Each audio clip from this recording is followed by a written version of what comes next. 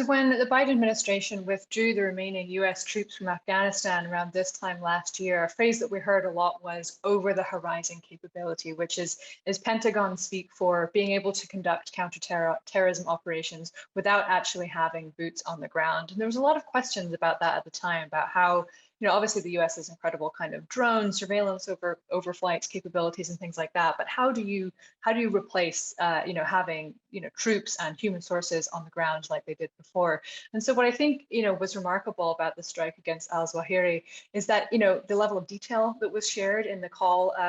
last Monday night with reporters, with senior administration official. They really took us through play by play how they were able to identify him, that he'd moved into this house with his family, that as far as they're aware, he'd never left this house. They obviously had very close eyes on it, but he did go out into the balcony, and that using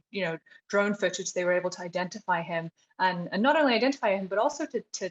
assassinate him, to take him out, but without harming anybody else, using these very, very precision Hellfire missiles, which were used in the strike. And so, of course, this was celebrated by the Biden administration and its supporters as evidence that they can, of course, conduct these over-the-horizon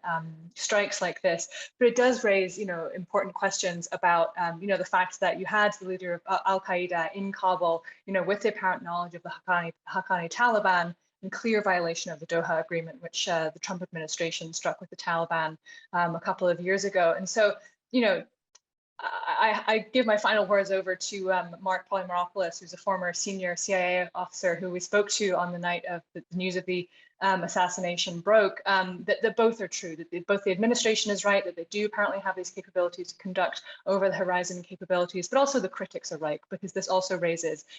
a whole batch of questions about al-Qaeda's presence in Kabul and its relationship with the Taliban.